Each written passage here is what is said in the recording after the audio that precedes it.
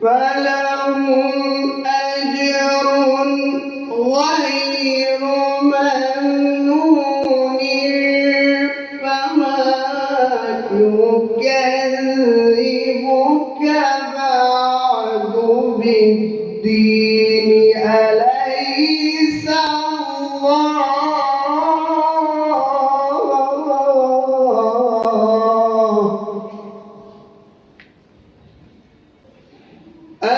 أليس الله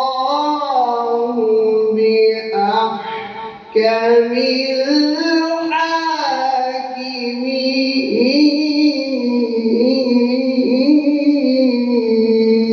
الحاكمين. صدق الله العلي العظيم.